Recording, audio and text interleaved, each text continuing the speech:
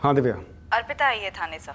कह रही है उस अननोन कॉलर औरत ने अब उसे फ़ोन किया था कल रात को। उसने अर्पिता से कहा कि अब और भी बच्चों को निशाना बनाया जाने वाला है।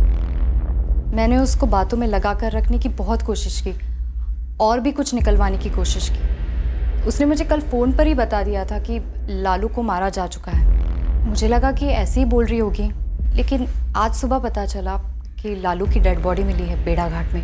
पूरी बात शुरुआत से क्या हुई, डिटेल में बताओ अर्पिता। कौन हो तुम और क्यों ये खेल खेल रही हो? मैं कोई खेल खेल रही हूँ? मैं तो बस पुलिस की मदद कर रही हूँ प्रीति को पकड़वाने में। तुम मुझे फ़ोन क्यों कर रही हो? क्योंकि तुम्हारी नाक बड़ी लंबी है अर्पिता, सबके मामलों में घुसेड़ रही हो। दूर रहो, समझी? लालू कहाँ है? उससे तुम्हें क्या, ये बदला है लालू के माँ बाप से बदला। कौन किस बात का बदला ले रहा है? प्रीति ले रही है बदला। मैंने पुलिस से कहा पर वो मान ही नहीं रहे। देखती जाना, अब कॉलोनी के दूसरे बच्चे भी मरेंगे। एक एक करके प्रीति उन्हें मारेगी। लालू के माँ बाप जिम्मेदार होंगे सारे बच्चों के लिए। ये खुद प्रीति के शब्द हैं। ये सिर्फ शुरुआत है अभी। देखो, साफ साफ बताती क्यों नहीं हो कि ये प्रीति कहाँ है और कौन है ये प्रीति? Hello hello. बदले के बारे में कुछ नहीं बताया? लालू के माँ बाप ने ऐसा क्या कर दिया था उसके बारे में कुछ नहीं बताया? नहीं सर, उसने जो कुछ भी बोला मैंने आपको बता दिया। उसने अचानक से मेरा फ़ोन कट कर दिया था। तुम तो मोहल्ले की सारी औरतों को जानती हो, आवाज़ पहचान में आई उसकी? नहीं सर, मैं उसकी आवाज़ नहीं पहचान पाई। अगर मुझे पता चलता कि ये वही औरत है तो मैं उसका कॉल रिकॉर्ड कर लेती। सेलफोन से कॉल किया था सर उसने, रिकॉर्ड्स मंगवाए हैं उसके। हमारे लैंडलाइन के रिकॉर्ड्स भी आज ही आ जाएंगे। गुप्ता परिवार शोक में है अर्पिता, लेकिन हमें उनसे बात करनी है, ये जानने के लिए कि बच्चे को क्यों मारा किसी ने, और ये किस बदले की बात कर रही है वो औरत। इस वक्त उनकी हालत नहीं है कुछ बताने लायक।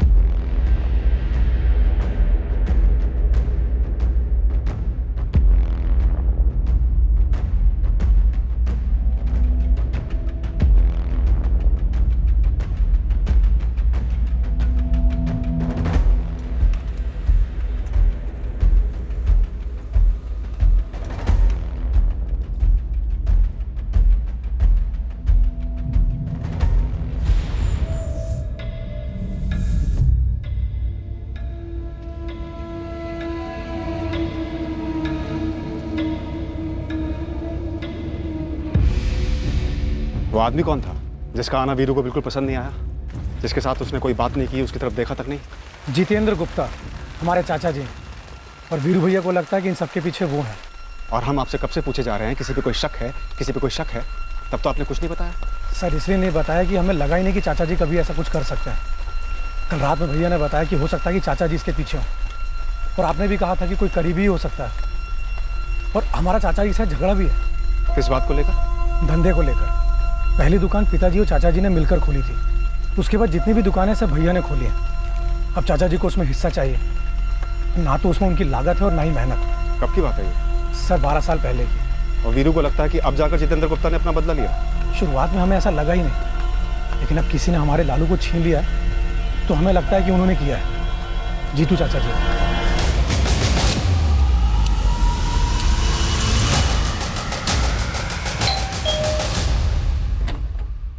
गिरीश सिंह। हाँ जी। 4447809887 नाम तो मेरा है लेकिन नंबर मेरा नहीं है सर। फोटो तो तुम्हारा है। हाँ लेकिन सर 5 जून को तो मैंने कोई सिम कार्ड खरीदा ही नहीं है, तो फिर मेरी फोटो कैसे आई? इसका जवाब तो तुम ही दो। फोटो तुम्हारा लगा है। हाँ सर, लेकिन मुझे कुछ नहीं पता, ये मेरा नहीं है। ये मेरे नाम पर और एक नंबर, वो भी 5 जून को। देखिए सर, मेरे पास मेरा एक ही नंबर है, इसके अलावा कोई है ही नहीं। एक तीसरा नंबर भी है। तो सर ये हो क्या रहा है? मतलब मेरे ही नाम पर 5 जून को ही 3-3 नंबर लिए किसी ने। करते क्या हो तुम? सर मैं आरके इलेक्ट्रिकल कंपनी में सुपरवाइजर हूँ। मेरे पास 2 नंबर है, एक तो कंपनी ने दिया हुआ है और एक मेरा पर्सनल नंबर है। इन 3 नंबर के साथ मेरा कोई लेना देना ही नहीं है सर।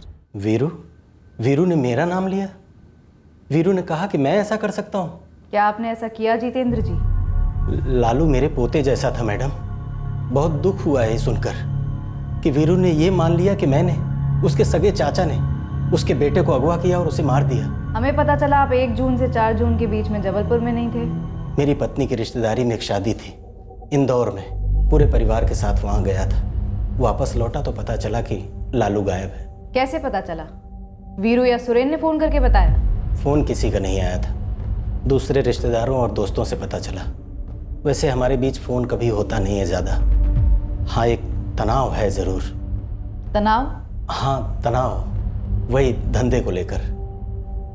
मैडम एक बात कहूँ, मैं वीरू से सिर्फ 12 साल बड़ा हूँ। चाचा कम, भाई जैसा रहा हूँ। बचपन में साथ में खेले कूदे हैं। सोचकर बड़ा अजीब सा लग रहा है, उसने मेरा नाम लिया। क्या आपने वीरू को दर्द देने के मकसद से ये किया? फांसी पर चढ़ा देना मैडम।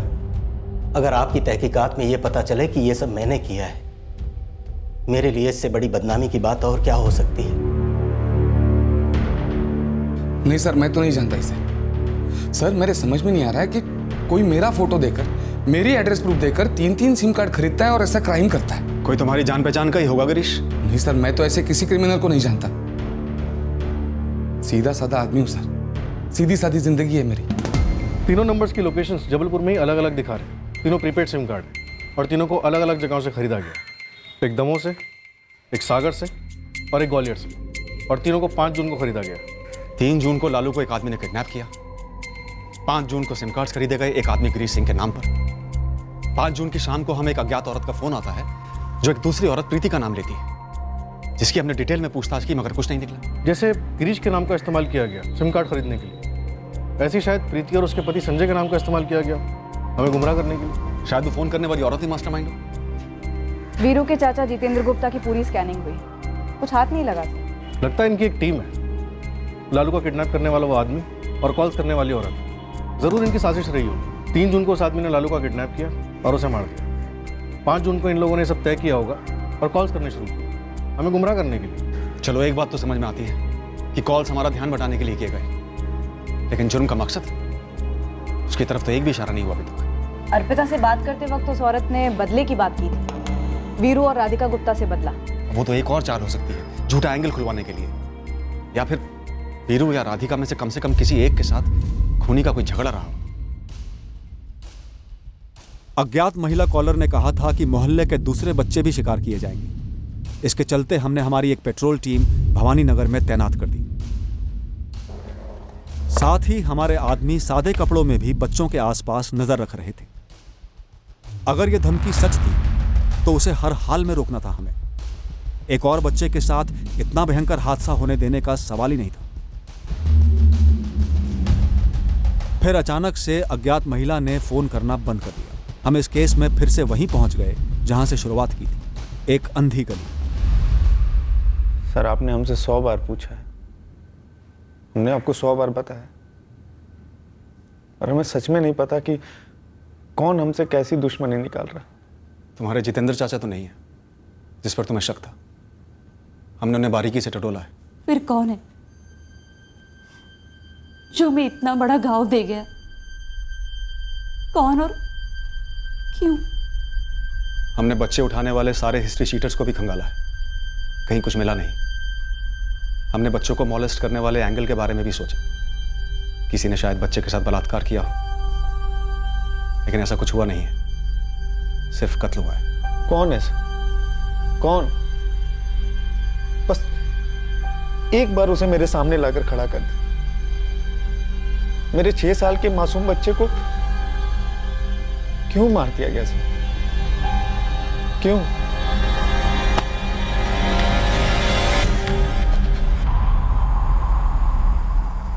देखो बच्चों, मुझे मालूम है कि तुम लोगों ने कुछ नहीं देखा कि लालू किस अंकल के साथ गया था, लेकिन लुका छिपी खेलते हुए लालू कहाँ छुपा था मालूम है? कुछ याद है? 1 2 3 4 5। नहीं अंकल, हम सब खुद कर छुपने में लगे थे, तुम्हारा ध्यान लालू पर ही गया ही नहीं। बाद में मिला ही नहीं तो पता ही नहीं चला लालू कहाँ छुपा था। साहब, कॉलोनी में 134 परिवार है। हर परिवार के हर बंदे की कुंडली निकाली, कहीं से कुछ सामने नहीं आया। हिस्ट्री शीटर्स के बीच भी इस केस को लेकर कोई बात नहीं हो रही? बिल्कुल सन्नाटा है साहब, कोई चू तक नहीं कर रहा है। इसमें किसी हिस्ट्री शीटर का हाथ नहीं लग रहा है। तो फिर किसका हाथ है? मकसद क्या है इस कत्ल का?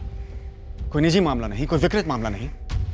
एक बच्चे को एक मोहल्ले से एक आदमी ले जाता है, एक औरत हमको फोन करके यहाँ वहाँ दौड़ाती रहती है, फिर बच्चे की लाश मिलती है, वो औरत हमें फोन करना बंद कर देती है और हम वहीं के वहीं धरे के धरे। सेक्सुअल असॉल्ट बिल्कुल ही नहीं हुआ, कोशिश तक नहीं हुई? जी नहीं, मैंने 2 बार कंफर्म किया है पोस्टमार्टम करने वाले डॉक्टर के साथ। केस फाइल में लिखा है कि बच्चे ने अपने फादर से उस सुबह घूमने जाने की बात की थी और लौटते वक्त चॉकलेट लेकर आने की बात की थी। जी हाँ, लालू ने अपने फादर से चॉकलेट लाने के लिए कहा था। मैंने ऐसे काफ़ी केसेस स्टडी किए हैं जिसमें किडनैपर ने बच्चे को चॉकलेट का लालच देकर किडनैप किया है, पर ज़्यादातर केसेस में किडनैपर विक्टिम का कोई करीबी या पहचान वाला रहा है। वही तो हमारी प्रॉब्लम, हमने भी वहीं से शुरुआत की है, जीरो से, कि किडनैपर बच्चे का कोई परिचित हो, जिसकी बच्चे के माँ बाप से कोई दुश्मनी हो, या फिर कोई सरफिरा विकृत रिश्तेदार जो बच्चे को मॉलेस्ट करना चाहता हो, शिकार करने के लिए निकला हो। लेकिन यहाँ तो बस बच्चे को ले जाया गया। मुझे लगता है इस केस का बच्चे और उसके पेरेंट्स से कोई कनेक्शन है ही नहीं। कहीं का गुस्सा कहीं और निकाला है लालू गुप्ता पर, बिना किसी कनेक्शन। हाँ, रैंडम एंगल के बारे में सोचे भी तो हमारे पास है क्या? सिर्फ एक सीसीटीवी फुटेज उस आदमी का जिसमें सिर्फ उसके पैर दिख रहे हैं। पहले के 2 कॉल्स आपको किए गए पुलिस स्टेशन के लैंडलाइन पर, और तीसरा मोहल्ले की सोशल वर्कर अर्पिता चौहान को किया गया। हेलो, अर्पिता चौहान? जी, आप उसी को क्यों किया गया, बच्चे के पेरेंट्स को क्यों नहीं? बच्चे के माँ बाप के फोन हमने सर्विलेंस पे रखे थे, शायद इसलिए। नहीं, मुझे नहीं लगता कॉलर को सर्विलेंस का डर है, नहीं तो वो पुलिस स्टेशन के लैंडलाइन पर फोन नहीं करती। तो आपका पॉइंट है कि सिर्फ अर्पिता को ही कॉल क्यों किया गया? मेरा पॉइंट ये है कि जिसने भी ये अपहरण और कत्ल किया है उसका कोई पर्सनल घाव है, या तो उस औरत का जो कॉल करती है, या तो उस आदमी का जिसने बच्चे को उठाया, या तो फिर दोनों का, अगर दोनों एक टीम है। लेकिन घाव है क्यों और किसने दिया? उस औरत प्रीति का नाम लिया गया। प्रीति को हमने थॉरली चेक किया है, उसके अगेंस्ट हमें कुछ भी नहीं मिला। लेकिन कॉलर चाहती है कि आपको प्रीति के खिलाफ कुछ मिले, इसीलिए बार बार कॉल करके उसका नाम लेकर आपको प्रीति की तरफ धकेला। मे बी बच्चे और उसके पेरेंट्स से कल्प्रिट का कोई लेना देना है ही नहीं, और शायद प्रीति और उसके हस्बैंड से कल्प्रिट का कोई लेना देना जरूर है, कोई एनिमिटी, डीप गुस्सा। इसीलिए प्रीति और उसके हस्बैंड को फ्रेम करने के लिए ये सब किया है। शायद इस बच्चे को, इस मोहल्ले के किसी भी बच्चे को उठाकर मारने का बस एक ही मकसद रहा है कि प्रीति इस मोहल्ले में रहती है। इस प्रीति कुशवाहा को संदिग्ध समझने के बजाय ये पता लगाइए कि प्रीति के दुश्मन कौन। भोपाल से प्रीति और संजय कुशवाहा को ले आओ, दोबारा बात करनी है। मेरे समझ में नहीं आ रहा है, आप लोग हमारे पीछे क्यों पड़े हुए हैं? उस औरत ने प्रीति कहा है ना, तो मैं दुनिया की अकेली प्रीति बची हूँ क्या? अरे वो किसी और प्रीति का जिक्र कर रही होगी। देखिए, इस बार हम आपको शक की नजर से नहीं देख रहे हैं, इसलिए आप प्लीज रिलैक्स हो जाइए। रिलैक्स इस पुलिस स्टेशन में, वो भी तब जब हमें सारे कामकाज के बीच से उठाकर लाया गया हो। संजय, प्रीति, आप दोनों प्लीज मेरी बात ध्यान से सुनिए और याद कीजिए, जब आप लोग यहाँ भवानी नगर में रहते थे तब किसी से कोई झगड़ा हुआ था? पूरे 1 साल थे आप लोग यहाँ। संजय, तुम्हारे बिजनेस में कुछ लेनदार है? 2 थे सर, और अब भोपाल में मेरा खून चूस रहे हैं। दोनों के नाम और कॉन्टैक्ट नंबर। सर, कहीं आप ये तो नहीं कह रहे हैं कि कोई हमें फंसाने की कोशिश कर रहा है? हो सकता है। प्रीति, तुम्हारा किसी के साथ कोई झगड़ा? नहीं, मैं तो ज़्यादातर घर पे ही रहती थी, घर का काम वाम, खाना पीना। कभी कदार मार्केट में किसी पड़ोसी से बातचीत हो गई तो बस। विनीत, दोनों लेनदारों को तुरंत कस्टडी में ले लो। सर। संजय, तुम्हारा कभी किसी के साथ कोई अफेयर था? मेरा मतलब है कोई लड़की जिससे तुमने शादी वादी का झूठा वादा कर दिया हो? प्रीति, तुम्हारा कभी किसी के साथ कोई अफेयर? शादी के पहले का कोई प्रेमी या फिर बाद का जो जल उठा? देखिए, ये बहुत ही पर्सनल सवाल है, मैं मानता हूँ, लेकिन एक बच्चा मारा गया और हमें शक है वो इसलिए मारा गया है क्योंकि वो उसी मोहल्ले में रहता था जिसमें आप रहते थे। ताकि शक आप पर आए। मेरा किसी औरत के साथ कभी कोई अफेयर नहीं रहा। और आपने ऐसा पूछने की हिम्मत कैसे की? मैं एक शादीशुदा औरत हूँ, संजय की पत्नी हूँ मैं। और आप लोगों से अलग अलग बात करें, तब आप ज्यादा कंफर्टेबल रहेंगे। अलग अलग क्या बात करेंगे? जो बात करना यहाँ बात करते ना सर। देखिए सब समझ में आ रहा है मुझे, आप लोग हमें फंसाने के लिए कोई नया गेम खेल रहे हैं। संजय कोई गेम नहीं है, बैठ जाओ बैठ जाओ। हमने कई कोशिशें की ये पता करने के लिए कि प्रीति और संजय कुशवाहा से किसकी ऐसी रंजिश थी जिसका बदला लेने के लिए उसने लालू गुप्ता की बेमतलब हत्या कर दी थी, पर हम उनसे कोई ठोस नाम नहीं निकलवा पाए। वो जो दो लेनदार थे संजय के, उनकी बड़ी बारीकी और सख्ती के साथ पूछताछ हुई, पर इस संगीन जुर्म में उनका कोई हाथ नजर नहीं आया। 12 दिन निकल गए थे, लेकिन इस केस में हमारे हाथ कुछ नहीं लगा था, कुछ भी नहीं। यह केस जितना टफ था उतना ही विचित्र भी था। हर दिशा से बस हम एक अंधी गली में ही पहुंच रहे थे। कभी कभी सबसे भयंकर और क्रूर किस्म के जुर्मों के लिए भी क्रिमिनल्स के पास अपनी एक जस्टिफिकेशन होती है, अपना एक पक्ष होता है। और कुछ केसेस में मुजरिम को जुर्म करके पुलिस से एक कदम आगे रहने में एक विकृत मजा आता है। खुशी मिलती है उन्हें यह सोचकर कि उन्होंने कानून को चकमा दे दिया और आजाद घूम रहे हैं। और इसी खुशी के खुमार में वो अपने खेल के नियम फैलाने लगते हैं। इस जुर्म में भी मुजरिम के पास एक ठोस मकसद था। उसने अपनी अगली चाल चली। एक और कॉल आया और इस बार यह कॉल हमने क्रैक किया। एक मिनट। हेलो। तो पुलिस को प्रीति के खिलाफ कुछ मिला नहीं? तो तुम ही बता दो ना सामने से, क्या मिलना चाहिए था पुलिस को? इस बार अर्पिता के फोन का रिकॉर्डर ऑन था और इस अज्ञात महिला कॉलर की बातें रिकॉर्ड की गई। क्या मिलना चाहिए था पुलिस को? बता चुकी हूँ प्रीति, पर अब तक कुछ हुआ नहीं तो जाने दो। क्या नहीं हुआ? क्या जाने दो? अब कुछ भी करेंगे तभी लालू तो नहीं लौटने वाला, तो जाने दो ना इस सबको। प्रीति ने लालू को क्यों मारा? Hello hello. सच में जानना चाहती हो क्यों? हाँ मुझे जानना है, और लालू के माँ बाप को भी। घर से निकाले जाने का दर्द समझती हो तुम? तो क्या प्रीति को लालू के माँ बाप की वजह से घर से निकाला गया था? बेघर कर दिया था प्रीति को, अपने स्वार्थ के लिए, अपने मतलब के लिए। वो दर्द जब वापस मिलता है तब पता चलता है कि दर्द क्या होता है। चोट कभी भी एक तरफा नहीं होती। कहाँ से बेघर किया गया था प्रीति को? और कहाँ से? बेघर का मतलब समझती हो ना? ये समझ नहीं आ रहा है कि तुम प्रीति की क्या लगती हो। क्या चाहती हो तुम? कि मैं लालू के माँ बाप को ये संदेशा दे दूं कि उन्हें सजा मिल रही है प्रीति को बेघर करने के लिए? और पहले तुम प्रीति को पकड़वा रही थी, अब उसकी हिमायत कर रही हो। तुम कौन हो? चाहती क्या हो? मैं सिर्फ इतना कह रही हूँ कि प्रीति ने जो किया गलत किया। उसने मेरा भी इस्तेमाल किया। मैं चाहती हूँ कि उसे उसके किए की सजा मिलनी चाहिए। मुझे सिर्फ इस बात का बुरा लग रहा है कि मुझे पता था ऐसा होने वाला है, फिर भी मैं बच्चे की जान नहीं बचा पाई। वो आदमी कौन था जिसने बच्चे को अगवा किया? Hello hello hello. और इसके बाद फोन बंद कर दिया गया, जो कि होना ही था। कॉल रिकॉर्ड अर्जेंट बेसिस पे मंगाए हैं। बेघर कर दिया था प्रीति को, अपने स्वार्थ के लिए, अपने मतलब के लिए। वो दर्द जब वापस मिलता है तब पता चलता है कि दर्द क्या होता है। मैं सिर्फ इतना कह रही हूँ कि प्रीति ने जो किया गलत किया। उसने मेरा भी इस्तेमाल किया।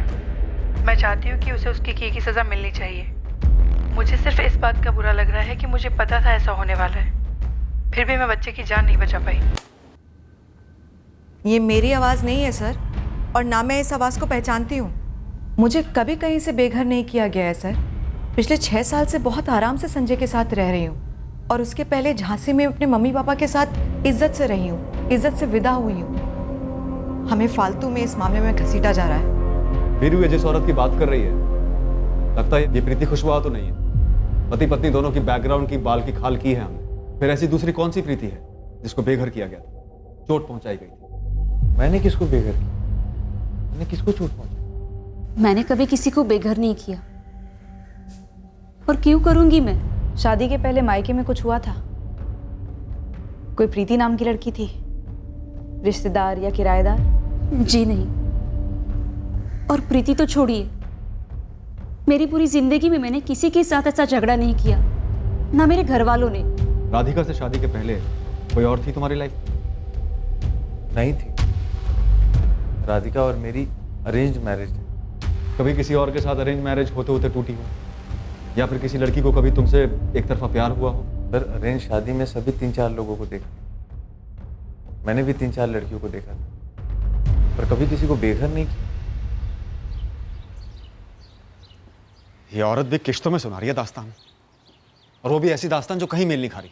ये औरत हमें गुमराह कर रही है, ये तो समझ में आ रहा है, लेकिन कहाँ गुमराह कर रही है ये समझ में नहीं आ रहा। सर, ये पूरा का पूरा खेल फर्जी मालूम होता है। बच्चा अगवा करके मारा गया, ये सच तो फर्जी नहीं है ना गुरु? ना कौन बोल रहा है सर, लेकिन ये भी तो सच है कि मैंने आज तक बिना मकसद के कोई किडनैपिंग या मर्डर नहीं देखा है, और मकसद है भी तो उसकी भनक तक नहीं है हमें। कहीं अर्पिता तो ये पूरा खेल नहीं खेल रही? मेरा मतलब है और कौन बचा है शक करने के लिए? एक ही प्रीति मिली उसी कॉलोनी से, लेकिन उसका भी कोई कनेक्शन नहीं बैठ रहा है। हमने किसी भी पॉइंट पर अर्पिता पर शक नहीं किया ना? नहीं, कभी संदिग्ध नहीं माना। बेघर कर दिया था प्रीति को। हमने अज्ञात महिला कॉलर की आवाज भवानी नगर के हर रहने वाले को सुनाई, इस उम्मीद से कि कोई तो पहचान लेगा। हमने अर्पिता चौहान की पूरी बैकग्राउंड चेकिंग कर ली, पता किया कि वो उसका लर्निंग सेंटर वहीं पर क्यों चला रही थी। अर्पिता से सीधे पूछ लिया हमने, क्या वही ये खेल खेल रही थी? मैं खेल खेल रही हूँ? ये बहुत ज्यादा हो गया सर।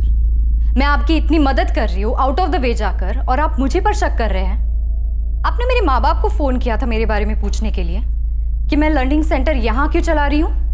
हाँ अर्पिता, किया था हमने तुम्हारे पेरेंट्स को फोन, क्योंकि हमें ये बात बहुत अजीब लगी कि तुम एक अच्छी खासी लाइफ छोड़कर यहाँ बच्चों के लिए लर्निंग सेंटर क्यों चला रही हो। इसमें अजीब लगने वाली क्या बात है सर? आपको ऐसा तो नहीं लग रहा है ना इस सोशल वर्क के पीछे मेरी कोई बुरी शादी है? शायद मैंने अपना बच्चा खोया है, बहुत दुख दर्द है मेरी जिंदगी में। अगर आप ऐसा सोच रहे हैं तो ऐसा बिल्कुल नहीं है सर। मुझे बच्चे पसंद है, सोशल वर्क करना पसंद है, इसीलिए मैंने ये लर्निंग सेंटर यहाँ पे खोला है। मुझ जैसे लोग होते हैं, नॉर्मल होते हैं, और मैं कोई पागल नहीं हूँ जो अपने मोहल्ले के किसी बच्चे को उठवा कर उसको मार दूँ, वो भी वो बच्चा जिसे मैं अच्छी तरीके से जानती हूँ, और कोई दूसरी औरत से ऐसे कॉल्स करवाऊँ। सर बाकी की सारी चीज़ें साइड में, अब थोड़ा सा तो कॉमन सेंस इस्तेमाल कर सकते थे मुझ पर शक करने से पहले। अर्पिता, इस केस में ना तो हम अभी तक कल्प्रिट के बारे में कुछ जान पाए हैं और ना ही मोटिव के बारे में। हमारे पास एक भी सुराग नहीं है। सालों में पहली बार आज किसी केस को लेकर इतना बेबस महसूस कर रहे हैं। मैं सब पर शक है, इसलिए तुम पर भी शक हुआ। सॉरी। एक ब्रेक थ्रू है। गुरु को प्रीति नाम की लड़की के बारे में पता चला, जो उस मोहल्ले में 2 साल पहले रहा करती थी। उसे भी बेघर किया गया था। कौन है ये प्रीति? जब जमुना ने हम लोगों से बोला ना, तब हमें ख्याल आया। तीसरी गली के दूसरे घर में रहती थी वो वाली प्रीति, पर पूरा नाम क्या था वो हमें पता नहीं था। वो बाबूराम जी है ना, उनके मकान में भाड़े पर रहती थी। उसे घर से किसने निकाला था? वीरू और राधिका ने? सर हम सब ने मिलकर ही निकाला था, और मकान मालिक को फोन कर दिया था और वो आ गए थे। तुझे याद है वो वाली प्रीति जो घर से धंधा करती थी और जिसे पुलिस पकड़ के ले गई थी?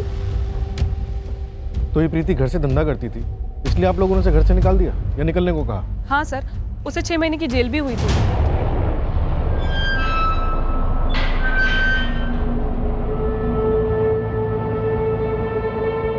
उससे पहले सबको लगता था कि सिर्फ चालू है, आने जाने वाले यार हैं उसके, ऐसा नहीं पता था कि धंधा करती है।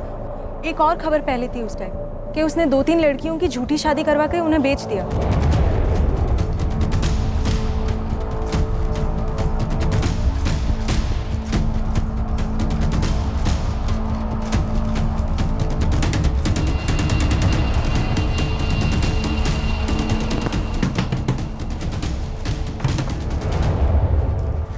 क्या?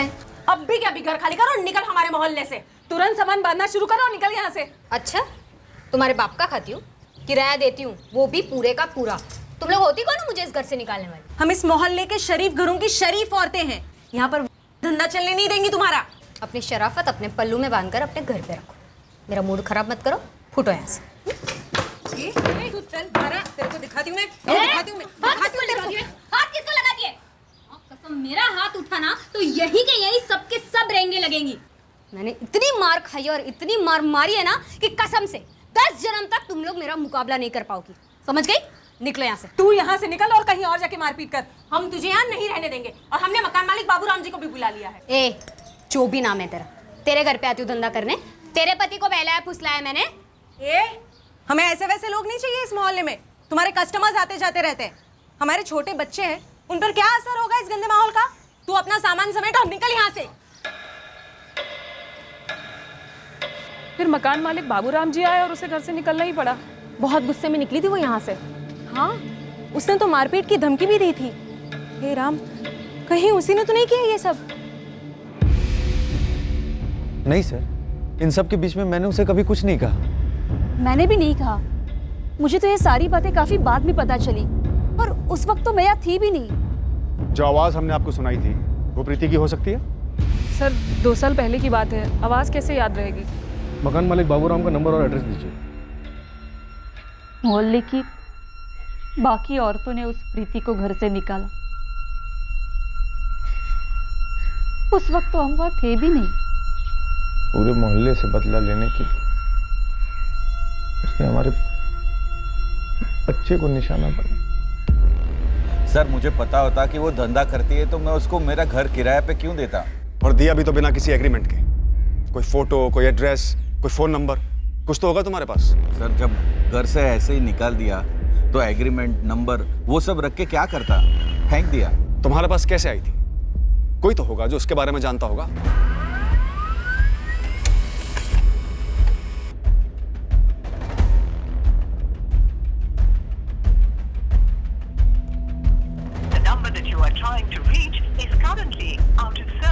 बेघर किया गया था इसे, यही कहा था उस कॉल करने वाली औरत ने। सही कहा। और हम गलत प्रीति के पीछे पड़ गए थे, प्रीति कुशवाहा। और इस गलत प्रीति की तलाश में हम भोपाल तक पहुंच गए, जबकि ये असली प्रीति ये ले गई होगी लालू को भोपाल। और भोपाल में इस वाली प्रीति की तलाश करते। शायद वो कॉलर ये प्रीति ही हो जो मैं गलत प्रीति के पीछे भेज रही थी। पता होगा उसे कि प्रीति कुशवाहा यहाँ जबलपुर में भवानी नगर में रहती थी और अब पिछले 1 महीने से भोपाल में रहती, तो हमें वहाँ भेज दिया। उसे यहाँ की भी सारी जानकारी होगी। पॉइंट। तो भोपाल, जबलपुर जहां भी हो, ढूंढ निकालते हैं इस प्रीति को। यही हमारी कल्प्रिट है। पहले लालू पर गुस्सा निकाला, फिर मोहल्ले के दूसरे बच्चों को मार डालने की धमकी दी। सारे पुलिस स्टेशन पे डिटेल भेज दो, हो सकता है दोबारा कभी गिरफ्तार हुई हो धंधा करते वक्त।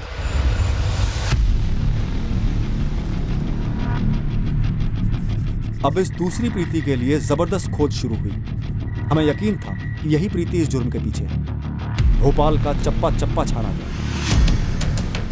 और जबलपुर का।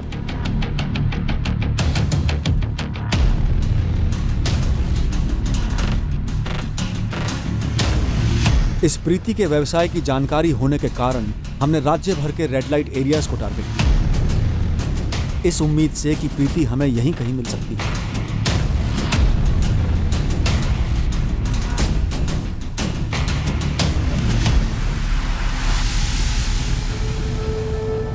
और ये प्रीति हमें मिली, और काफी जल्दी मिल गई, भोपाल से। उस तक हम उसके जरिए पहुंचे।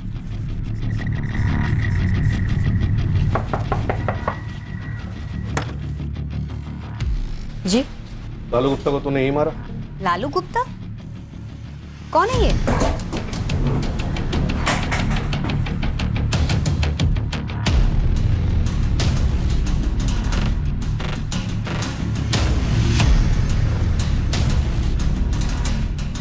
अरे मैडम, आप किस लालू गुप्ता की बात कर रही हैं? लालू गुप्ता भवानी नगर वाला, 6 साल का बच्चा। तुम्हें भवानी नगर से भगा दिया गया था, बेघर कर दिया गया। हाँ, इज्जत के फालूदे हो गए थे मेरे, पर वो तो 2 साल पहले की बात है। बेघर कर दिया था प्रीति को, अपने स्वार्थ के लिए, अपने मतलब के लिए। वो दर्द जब वापस मिलता है तब पता चलता है कि दर्द क्या होता है। चोट कभी भी एक तरफा नहीं होती। मैं सिर्फ इतना कह रही हूँ कि प्रीति ने जो किया गलत किया, उसने मेरा भी इस्तेमाल किया। किसकी आवाज है ये? बड़ी भद्दी सी आवाज है, मेरी तो नहीं है। अरे आप लोग मेरी तरफ ऐसे क्यों देख रहे हैं? कोई अभी बोलेगा कि ये मेरी आवाज नहीं है। लालू के कत्ल में तेरा साथीदार कौन था? पहली बात तो ये कि मैं धंधे वाली, धंधा करती हूँ, और इसके लिए कई बार गिरफ्तार भी हो चुकी हूँ और सजा भी काटी है। और दूसरी बात, ये सिर्फ एक भवानी नगर नहीं है जहाँ से मुझे इस तरह से लात मार के निकाला गया। 8 सालों से धंधा कर रही हूँ मैडम, और इन 8 सालों में कई जगह से अलग अलग तरीके से बदनाम हुई हूँ मैं, पकड़ी गई हूँ, बेघर की गई हूँ। हिस्सा है अपनी लाइफ का मैडम, कोई गम नहीं। हाँ, लेकिन ये बच्चा मारने वाली जो बकवास आप लोग ने की है ना, वो तो मतलब आप बंद कर दीजिए, क्योंकि मैंने ऐसा कुछ नहीं किया। प्रीति, इस कमरे में ये सबसे ज्यादा बोला गया झूठ है। पर सर, मैं झूठ नहीं बोल रही हूँ, मैंने सच में कुछ नहीं किया। इस कॉलर ने चोट और दर्द की बात की है, जो तुझे हुआ होगा जब तुझे भवानी नगर से निकाला गया होगा। भले ही किसी और जगह भी हुआ हो, पर यहाँ शायद सबसे ज्यादा हुआ दर्द। मैडम की लाइफ में कोई एक दर्द हो तो गिनवाऊं। दर्द ही दर्द है हमारी लाइफ में। कोई कस्टमर आके बैठता है और पैसा नहीं देता, वो तो सबसे दर्दनाक होता है। कोई साले बैठने के नाम पर हमें काटते हैं, नोचते हैं, मारते हैं, वो एक अलग दर्द। कुछ साले सपोले आप लोगों के पास आके चुगली कर दे, उसका एक अपना दर्द। फिर पकड़े जाना, धंधा बंद होना, कोर्ट के लफड़े, वकील की चिकचिक और फिर जेल। दर्द ही दर्द है मैडम हमारी लाइफ में। लेकिन फिर भी हंस खेल के अपनी जिंदगी काट लेते हैं। इस तरह पागलों की तरह अपना बदला खून करके नहीं लेते। ये तेरा दूसरा साथीदार जिसने लालू को उठाया। यहाँ तो सिर्फ बच्चा दिख रहा है, आदमी कहाँ है? ये उसके पैर दिख रहे हैं। कौन है ये? सर, भोपाल से फॉरेंसिक का फोन था। इस प्रीति की आवाज उस रिकॉर्डेड आवाज के साथ मैचिंग के लिए भेजी गई थी। आवाज तो मैच नहीं हुई, लेकिन उसने कुछ और बताया। क्या? सर, ये जो कॉलर जो आपको इन्फॉर्मेशन या लीड्स देती आई है, इसका औरत होना जरूरी नहीं है। ये क्या बोल रहे हो अमित? औरत होना जरूरी नहीं है मतलब? जी सर, दरअसल ये आवाज एक सॉफ्टवेयर है। सॉफ्टवेयर मतलब आवाज बदलने का सॉफ्टवेयर? करेक्ट। इस सॉफ्टवेयर से किसी भी मर्द की आवाज को औरत की आवाज में बदल दिया जा सकता है। आप चाहें किसी भी आवाज में बात करें, ये ऐप या ये सॉफ्टवेयर उसकी फ्रीक्वेंसी को इस तरह से मॉड्यूलेट करता है कि सामने वाले को औरत की आवाज ही सुनाई दे। जस्ट वेट सर, मैं आपको डेमोन्स्ट्रेशन देता हूँ। Just wait.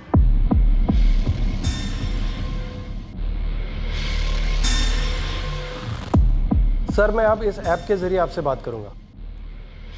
हाँ बोलो अमित। बेघर कर दिया था प्रीति को अपने स्वार्थ के लिए, अपने मतलब के लिए। जब किसी के दिल में चोट पहुंचती है तो चोट पहुंचाने वाले को पता नहीं होता कि दर्द कितना होता है। वो दर्द जब वापस मिलता है तब पता चलता है कि दर्द क्या होता है। चोट कभी एक तरफा नहीं होती। समझे सर? तो इसका मतलब इतने दिनों तक हमें गुमराह किया गया, एक तरीके से उल्लू बनाया गया हमारा। हाँ सर, जिसे आप औरत समझ रहे थे, दरअसल वो एक ऐप था। जैसे कि आजकल के मोबाइल्स में मोबाइल असिस्टेंट्स की वॉइस होती है, जिसे आप अपनी मर्जी से मेल या फीमेल की वॉइस में सिलेक्ट कर सकते हैं। भले ही कॉलर ने हमें बेवकूफ़ बनाया हो, लेकिन एक बात सच है कि फोन के दूसरी तरफ मुजरिम ही है। वो ये वाली प्रीति हो सकती है या कोई और। पहले वाली प्रीति कुशवाहा की तरह कहीं इस प्रीति को भी फंसाने की कोशिश तो नहीं की जा रही? या ये प्रीति ये वॉइस मॉड्यूलेशन ऐप यूज कर रही थी? प्रीति कह रही है जो आदमी सीसीटीवी ग्रैब में टेम्पो में पीछे बैठा हुआ है लालू के साथ, उसे लगता है वो उसे जानती है। कौन है ये? मुझे लगता है ये विवेक है, विवेक भारती। पैर देखते पहचान गई? मुझे लगता है ये विवेक भारती है। 6 महीने रही हूँ उसके साथ, बहुत करीब से जानती हूँ उसको। वो बिल्कुल ऐसा ही जूता पहनता था। मैं पूरे यकीन के साथ कह सकती हूँ ये विवेक भारती है। और ये विवेक भारती इस वक्त कहाँ मिलेगा? एड्रेस तो नहीं है मेरे पास, पर नंबर दे सकती हूँ। 4 दिन पहले फ़ोन किया था इसने मुझे। याद आ रही थी तुम्हारी। भुला दे मुझे पूरी तरह से। देख मेरा माथा खराब हो रखा है, मैं कुछ भी कर दूंगी। नंबर दो उसका। कैसे दूँ सर? फ़ोन तो आपके पास है। पीसीओ से फ़ोन करना, किसी सेल्स वेल्स कंपनी का नाम ले लेना, उसे बिल्कुल भी शक नहीं होना चाहिए। तो क्रेडिट कार्ड कंपनी का नाम सुनते ही फ़ोन काट दिया विवेक ने। वो तुम्हारे साथ दोबारा रिश्ता जोड़ना चाहता है ना? हाँ, पर 1 नंबर का बीमार है। वो होते ना विकृत बुद्धि वाले, जिनके दिमाग में सिर्फ गंद भरी होती है, वो है ये। इन्हें 4 साल की जेल भी काटी है। जेल? किस लिए? के चार्ज में अंदर था। प्रीति से कॉल करो और उससे झूठ मूठ की सुलह करो और उसे अपने घर बुलाओ। अरे सर, वो पागल है, कुछ भी कर सकता है। कुछ नहीं होगा, तुम उसे बुलाओ घर, जैसे वो आएगा मुझे धर लेंगे। डरने की जरूरत नहीं है।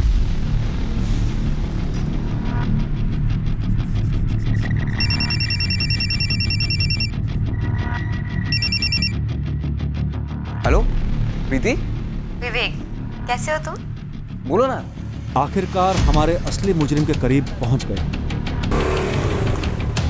उसे चालाकी से प्रीति के घर लाया गया, जहां हमने उसके लिए जाल बिछा रखा था।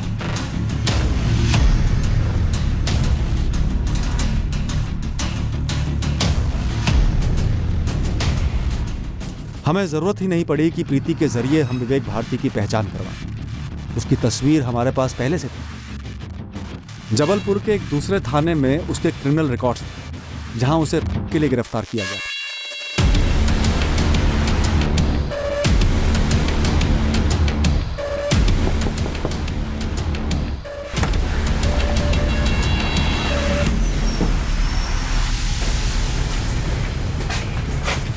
इसके पहले कि हम विवेक भारती को लालू गुप्ता मर्डर केस के बारे में इंटेरोगेट करते हैं, हमें उसके अतीत का पता चला कि यह आदमी वाकई में एक विकृत दिमाग वाला है, जिसे का अजीब सा एडिक्शन था। विवेक भारती की पहली शादी मधु नाम की लड़की से हुई थी। 1 साल के अंदर डिवोर्स हो गया था। मधु को पता चला विवेक के वहशी एडिक्शन का। 24 घंटे की मांग करने वाले और उसके अलावा कोई रिश्ता नहीं रखने वाले विवेक से मधु तंग आ गई और उसने शादी तोड़ दी।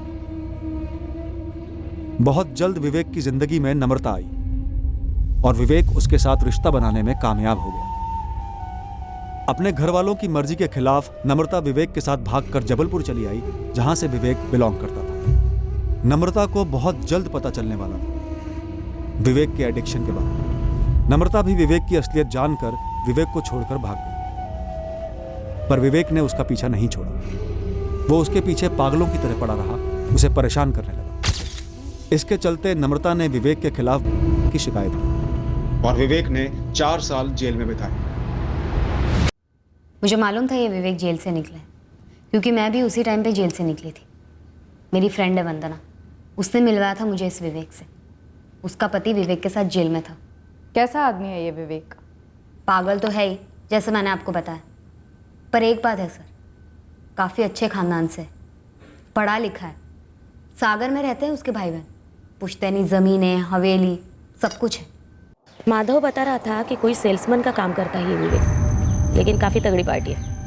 लेकिन वंदना चर्च में अंदर गया था ना। अरे पे पूछने क्या बंद करें, कमीनी गर्लफ्रेंड थी उसकी, पीछा छुड़ाने के लिए चार्ज लगा दिया और गया 4 साल के लिए अंदर। तू देख ले बेटी, उसे औरत चाहिए। तू अब भी निकली है जेल से, कहाँ वापस धंधा वंदा जमाएगी।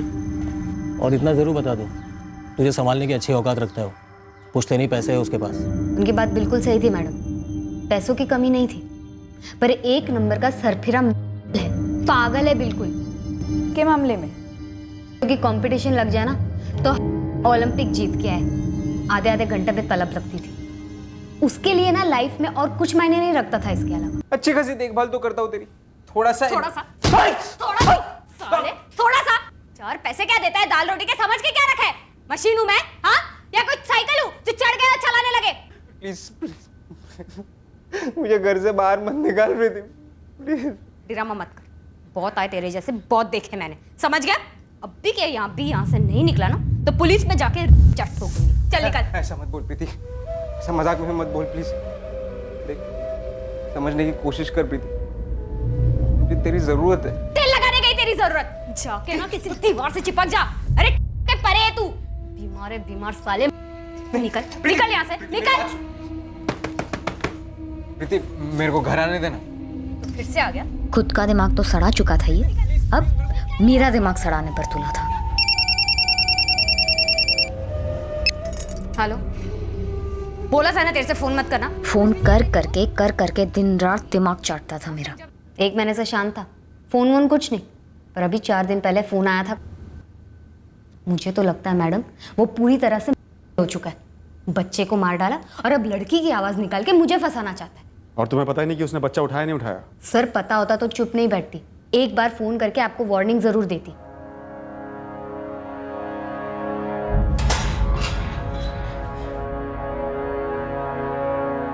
सीधे सीधे बताएगा या धुलाई करें तेरी?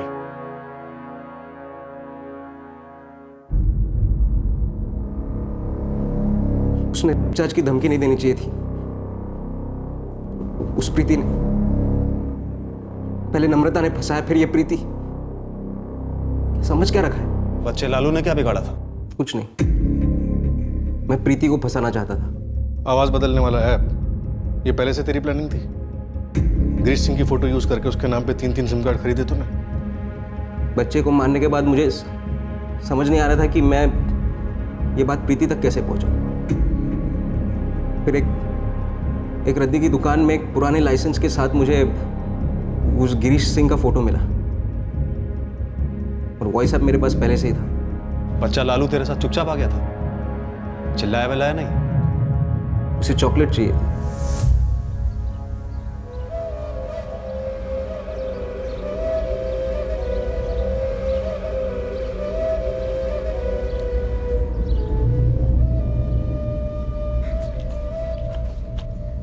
अंकल चॉकलेट दो ना, दो ना थोड़ा। ये वाली तो खत्म हो गई। और नहीं है? घर पे फ्रिज भर के, जितना चाहिए ले ले। फॉरेन की है, इंपोर्टेड चाहिए? हाँ। तो चल मेरे साथ। अंकल आपका घर ज्यादा दूर तो नहीं है ना? नहीं नहीं, पास में ही है। तू उसे भवानी नगर से देवी चौक ले गया अपने घर, उसने कोई सवाल जवाब नहीं किया? हंसते खेलते आ गया मेरे साथ। उसे चॉकलेट दी तूने? जलेबी खिलाई। आजा बेटा, तू यहाँ बैठ जा, मैं ये जलेबी प्लेट में डालकर लाता हूँ। ओके? पहले गर्मा गर्म जलेबी खा ले और फिर ठंडी ठंडी चॉकलेट।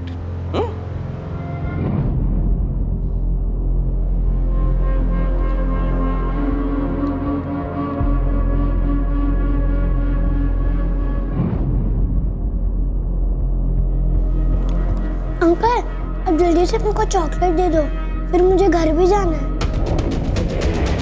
तू बच्चे को उठाने के इरादे से चॉकलेट लेकर गया था भवानी नगर? मैं अपने काम से गया था।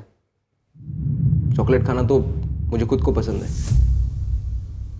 और जब बच्चे ने सामने से चॉकलेट मांगी तब मैंने सोचा ये अच्छा तरीका है प्रीति को सबक सिखाने का। बच्चे को मारकर, एक मासूम बच्चे की जान लेकर। हाँ, पहले ये जलेबी वाले हाथ धो लो, फिर चॉकलेट देता हूँ, ठीक है?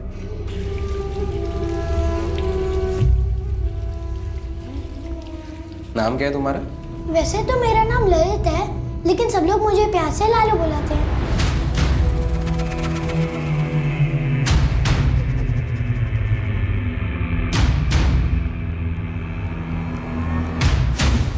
बाथरूम में मारा बच्चे को, बाल्टी में डुबोकर।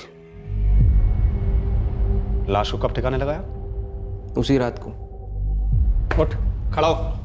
कहां से उठाया था बच्चे को? कहां तेरा घर है? कहां मारा, कहां फेंका? चल, हर जगह दिखा, चल। लालू के माँ बाप वीरू और राधिका और पूरा भवानी नगर इस केस की असलियत जानकर सुन पड़ गए। हमने विवेक भारती की लगातार पूछताछ की, यह पक्का करने के लिए कि प्रीति का इस मर्डर में कोई हाथ था या नहीं। आखिर में हमने प्रीति को छोड़ दिया, उसके खिलाफ हमें कुछ नहीं मिला। उसी लगातार पूछताछ में हर बार विवेक अपने बयान पर अड़ा रहा कि लालू खुद चलकर उसके पास आया था। 6 वर्षीय लालू की मासूमियत ने उसे एक अजनबी से चॉकलेट मांगने से रोका नहीं, और वो उस चॉकलेट की चाह में उस अजनबी के घर तक बिना किसी शक या संकोच के। हमने विवेक की दिमागी हालत जानने के लिए टेस्ट करवाए, और टेस्ट के सारे रिजल्ट्स नॉर्मल आए। सड़क पर चलने वाले किस आदमी के दिमाग में भूचाल आया हुआ है? किसके दिमाग में अजीब, विकृत और भयंकर ख्याल उमड़ रहे हैं? इसे पता लगाना, इसको भांप पाना मुश्किल है। बच्चों के लिए तो यह लगभग नामुमकिन सा है। उनकी मासूम नजरें दुनिया को बिल्कुल प्योर और साफ सुथरा समझती हैं, इसीलिए वो सबसे ज्यादा असुरक्षित होते हैं और जुर्म के लपेटे में आसानी से आ जाते हैं। यह बहुत दुखद है, भयंकर है ये, जब कोई अपना दुखड़ा रोते किसी पर फ्रस्ट्रेशन निकालने के लिए ऐसे ही राह चलते एक बच्चे को उठाकर उसकी जान लेकर उसे एक साधन बना लेता है अपने बदले का। अक्सर हमें लगता है कि सिर्फ क्रिमिनल को पकड़ने के परे जा पाते हम।